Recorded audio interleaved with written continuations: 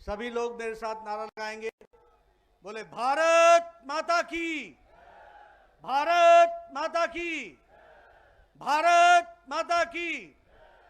स्वागत है भाई, स्वागत है, स्वागत है भाई, स्वागत है, मोदी जी का स्वागत है। आज के इस स्वागत कार्यक्रम में उपस्थित भारत के यशस्वी प्रधानमंत्री, जिन्हें हम सब लोग एक ग्लोबल लीडर के रूप में, जो उन्होंने देश और दुनिया में समाज के लिए, देश के लिए काम किया है, उसके लिए अपनी ओर से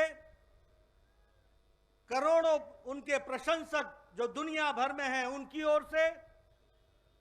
और भारत के करोड़ों लोगों की तरफ से उनका मैं हार्दिक अभिनंदन करता हूं, स्वागत करता हूं। आज हमारी दिल्ली की जनता सुबेरे से ही अपने प्रिय नेता के स्वागत के लिए यहां पर आई है और पूरे हर्षोल्लास के साथ वो आदरणीय प्रधानमंत्री जी का स्वागत करने के लिए आतुर है। हम सब लोग जानते हैं कि प्रधानमंत्री जी जो दिन रात पूरी लगन के साथ 130 करोड़ की जनता की जहां सेवा में लगे हैं, वहीं विश्व के पटल पर भी भारत के विचार को और भारत के वैचारिक पृष्ठभूमि को पूरी ताकत से हर मंच पर रखते रहे हैं। अभी हम सब लोगों ने देखा, कोरोना के संक्रमण काल के 2 साल के पश्चात उन्हें अमेरिका जाने का और भारत को की नुमाइंदगी करने का और भारत के विपक्ष को रखने के लिए आमंत्रित किया गया था। उनकी 5 दिन की यात्रा बहुत ही छोटी यात्रा थी, लेकिन वो पूरे ही व्यस्तता के साथ, इंगेजमेंट्स के साथ और वहां के समाज के सभी लोगों के जो देश और दुनिया में राजनीति में मायने रखते हैं, उनके साथ उनकी मुलाकात, उनकी बातचीत हुई है। मैं अपनी ओर से और जो सारे दुनिया में भारत का डंका बजाया है प्रधानमंत्री मोदी जी ने, और देश के करोड़ों लोगों की तरफ से जो उन्होंने देश को गौरवान्वित किया है, उसके लिए मैं आप सब की ओर से उनका पुनः हार्दिक अभिनंदन करता हूं, स्वागत करता हूं।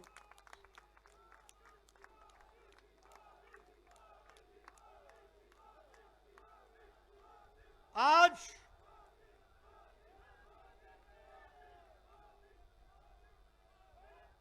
भारत को एक नए परिवेश में,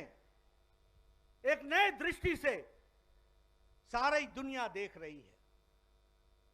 प्रधानमंत्री जी का दुनिया के विकास में और विकासवाद को आगे बढ़ाने में जो योगदान रहा है,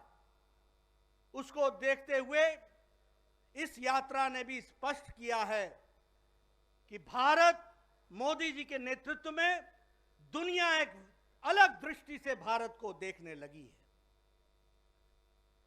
उनकी मुलाकात अमेरिका के उपराष्ट्रपति कमला हैरिस के साथ वैश्विक विषयों से लेकर के भारत के और अमेरिका के संबंधों को लेकर जिस बेबाकी के साथ हुई, जिस अंतःकरण के साथ हुई, वह स्पष्ट बताता है कि दुनिया के नजरों में मोदी जी के नेतृत्व में भारत बदल चुका है और भारत को बदली निगाहों से देखा जा रहा है। आदरणीय प्रधानमंत्री जी का अमेरिका के राष्ट्रपति जो बाइडेन के साथ कोई आज का संबंध नहीं है, पुराना संबंध है, पुरानी दोस्ती है। और उस दोस्ती को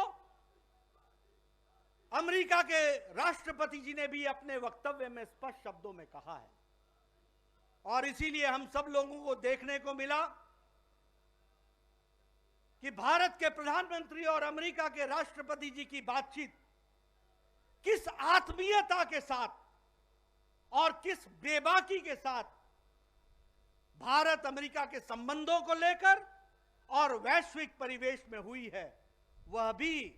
भारत की स्थिति के बारे में एक अलग तस्वीर खींचता है। और वह मोदी जी के नेतृत्व में हम सबको देखने को मिला है। हमें खुशी है कि जो बाइडेन और कमला हैरिस का प्रशासन जी तोड़ मेहनत कर रहा है कि भारत के साथ अमेरिका के संबंध नई ऊंचाइयों पर पहुंचे और विकासवाद में पूरा योगदान करते हुए भारत भी आगे बढ़े, इस बात के लिए वह इच्छुक है। यह सारी बातें इस बात को दर्शाता है कि प्रधानमंत्री मोदी जी का वैश्विक परिवेश में भी लगन, विचार और बेबाकी से उन बातों को आगे रखना हमारे लिए विश्व की राजनीति में कितना महत्वपूर्ण है। क्वाड के समिट में जहां भारत ने, प्रधानमंत्री जी ने दुनिया को एक संदेश दिया, दुनिया को बताया कि हम क्वाड के माध्यम से विकासवाद, शांति, सबके साथ मिलकर चलना और कोरोना जैसे संक्रमण के साथ भी पूरा विश्व एक साथ कैसे लड़े, इन मुद्दों को उन्होंने उसमें हम सबके सामने रखा है और दुनिया ने उसको बहुत सीरियसली लिया है। इस बात को हमको समझना चाहिए। उसी तरीके से यूनाइटेड नेशंस जनरल असेंबली में आपका वक्तव्य ये पहला वक्तव्य नहीं है। सारी दुनिया इंतजार करती है आपके मार्गदर्शन के लिए और इस बार भी आपने यूनाइटेड नेशंस जनरल असेंबली में भारत की विचारधारा को वैश्विक परिवेश में बड़ी सरलता के साथ लेकिन स्पष्टता के साथ आपने दुनिया के सामने रखा है। हम सब लोग जानते हैं, आपने कल यूनाइटेड नेशंस जनरल असेंबली में हमारे नेता स्वर्गीय दीनदयाल उपाध्याय जी की, जिनकी 105वीं जन्म जयंती थी, उनका उल्लेख किया और उनके माध्यम से भारत का वैचारिक पक्ष विश्व के पटल पर किस तरीके से सार्थक है, इस बात को भी आपने उसमें उजागर किया। आपने एकात्म मानववाद की चर्चा की। एकात्म मानववाद से निकला हुआ अंत्योदय